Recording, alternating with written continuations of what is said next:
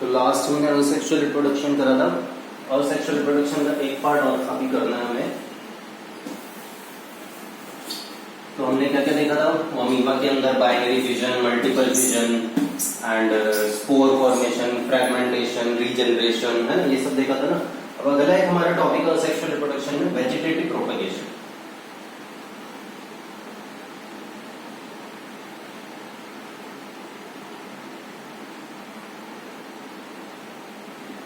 Propagation का मतलब होता है, प्रोपगेशन का मतलब होता है आगे बढ़ना, है ना, फर्दर स्प्रेड करना। प्रोपेगेंडा सुना होगा तुमने अपनी एसएसटी में ना, नाजी प्रोपेगेंडा, उसमें भी वो अपनी चीजों को आगे बढ़ाना, अपने विचारों को आगे बढ़ाना। तो यहाँ भी यही है प्रोपगेशन, वेजिटेटिवली प्रोपेगेट कर रहे हैं। वेजिटेटिव प्रोपेगेशन क्या होता है, वेजिटेटिव प्रोपेगेशन होता है प्लांट्स में, ठीक है ना, हाइयर प्लांट्स में। हाइयर प्लांट्स से कहने का मतलब है, देखो होता क्या है, जो असेक्सुअल रिप्रोडक्शन होता है, असेक्सुअल रिप्रोडक्शन किसमें होता है, vegetative propagation is a type of asexual reproduction, means only a single parent will be involved, no swarm formation will be there will be no fertilization, ठीक है, but so it is an asexual mode of reproduction.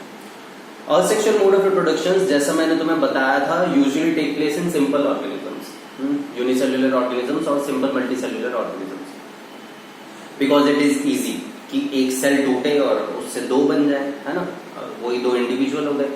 But in multicellular organisms or in higher organisms, highly complex organisms, asexual reproduction is not possible, है ना। But still, higher plants, कुछ higher plants ऐसे ही होते हैं जो sexual reproduction तो करते ही हैं, है ना, मतलब वहाँ sperm भी बनेगा, gamete बनेगा, pollen grain पढ़ेंगे, sexual reproduction in flowering plants, मतलब वहाँ fertilization होगा, male gamete होगा, female gamete होगा, सब कुछ होगा, ठीक है। But sometimes they produce asexually, sometimes दोनों साथ साथ में भी चलते रहते हैं, ठीक है। तो sometimes they produce asexually, that is vegetative propagation. So vegetative propagation is a mode of reproduction in higher plants, in highly complex plants which otherwise reproduce sexually, okay. जो अदरवाइज सेक्सुअली रिप्रोड्यूस करते हैं उनके अंदर अगर asexual production से कभी कुछ हो रहा है तो हम उसे वेजिटेटिव प्रोपगेशन बोलते हैं। सिंपल सी चीज है, जैसे आलू है ना, आलू पड़े पड़े उसके अंदर हो जाता है, बहुत टाइम तक पड़ा रहे तो उसके अंदर से निकलने लगते हैं प्लांट ग्रीन कलर के, है ना, वो वेजिटेटिव प्रोपगेशन है। कुछ नहीं हुआ, कोई फर्टिलाइजेशन नहीं हुआ, उसमें से दूसरा प्लांट निकलने लगा, मतलब उसको अगर मैं गाड़ दूं, प्लांट को ऊपर निकाल के मॉइस्ट सॉइल के अंदर गाड़ दूं तो वहां से एक और प्लांट उसका उग जाएगा, वेजिटेटिव प्रोपगेशन, ठीक है ना। ऐसे ही और भी बहुत, प्याज में हो जाता है, प्याज में निकलने लगती है, उसमें से स्टेम निकलने लगती है, vegetative propagation. So vegetative propagation can occur किस किस के थ्रू हो सकती है, रूट्स के थ्रू हो सकती है, स्टेम के थ्रू हो सकती है, लीव्स के थ्रू हो सकती है। रूट्स के थ्रू जैसे उसके अंदर स्वीट पोटैटो के अंदर शकरकंदी जो होती है वो नीचे जमीन में गड़ी हुई होती है, तो उसके अंदर रूट्स और निकल जाती हैं, बर्ड्स रूट्स निकलती जाएंगी बहुत ज्यादा, जिसे हम एडवेंटिशियस रूट्स बोलते हैं। वो रूट्स फर्दर और प्लांट्स बना सकती है, ठीक है। तो कोई फर्टिलाइजेशन नहीं हो रहा, but still new plants are being formed. Leaves के थ्रू हो जाता है ब्रायोफिलम में।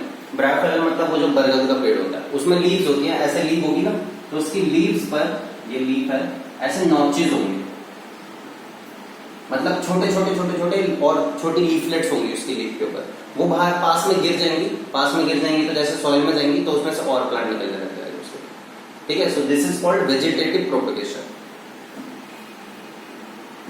नोट्स में से थोड़ा रीड करना वेजिटेटिव प्रोपगेशन के बारे में, उसमें अलग अलग बता रखा है, जैसे ब्रायोफिलम की लीव्स होती हैं, पोटैटो के अंदर ट्यूबर होगा, आइज ऑफ पोटैटो होंगी, ठीक है ना, जिंजर के अंदर होता है, एंड ये स्वीट पोटैटो तो मैंने बताया, ओके। एक ही होता है वेजिटेटिव प्रोपगेशन, एक ये नेचुरली है, मींस अपने आप हो रहा है, हमने तो कुछ नहीं करा ना, आलू को हमने तो बोला नहीं जबरदस्ती के अंदर से अपने ये एक और प्लांट निकाल, अपने आप हुआ है। बट हम हैं तो क्या होगा, हम तो कुछ ना कुछ करेंगे, ऐसी कोई चीज दिखेगी, वी आर ह्यूमन बीइंग्स। एक आर्टिफिशियल वेजिटेटिव प्रोपगेशन भी होता है,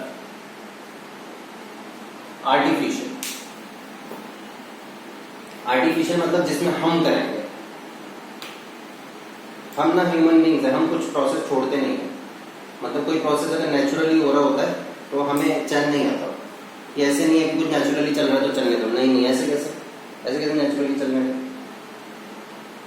कुछ ना कुछ तो करना पड़ेगा ना। तो ऐसे यहाँ पर एक वेजिटेटिव प्रोपगेशन हो रहा था, लेकिन नहीं, हमें आर्टिफिशियल वेजिटेटिव प्रोपगेशन हमें कराना है। तो आर्टिफिशियल वेजिटेटिव प्रोपगेशन ऑब्वियसली जो हम करेंगे 3 तरीके से होता है। क्या होते हैं वो? स्टेम कटिंग,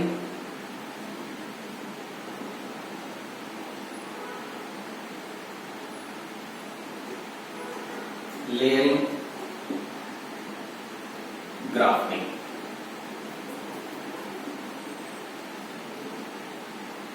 नोट्स में जो आर्टिफिशियल वेजिटेटिव प्रोपगेशन का टॉपिक होगा उसके अंदर स्पेलिंग मिस्टेक्स होंगी थोड़ी। ग्राफ्टिंग में पीएच लिखा होगा तो यू मत सोचना सर को नहीं आता, वो किसी और स्टूडेंट ने लिखा हुआ, ठीक है।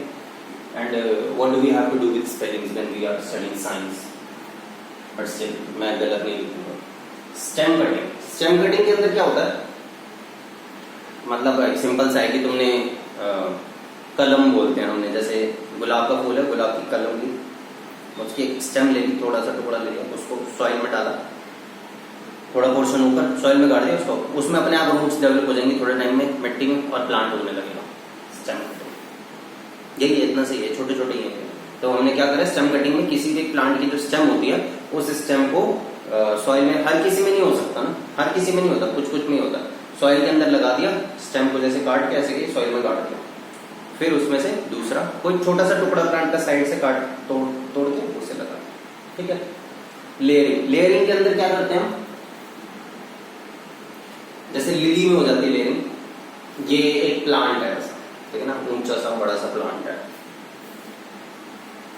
ऐसे उसकी एक स्टेम पकड़ी, ठीक है ना, और ऐसे करके नीचे खींच लो, ठीक है, जबरदस्ती और खींचो, गड्ढा खोदो, ठीक है, गड्ढा खोल के उसकी स्टेम उसके अंदर घुसा दो, मिट्टी डालो ऊपर उसके वापस, और दूसरी तरफ से थोड़ा सा पोर्शन बाहर निकालो।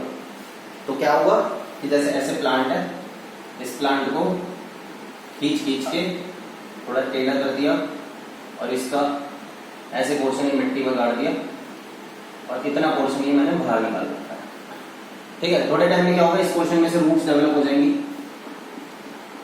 यहां से काट देना बाद में, ये ऐसा हो गया और यहां से एक और प्लांट निकल जाएगा, इसको हम लेयरिंग बोलते हैं।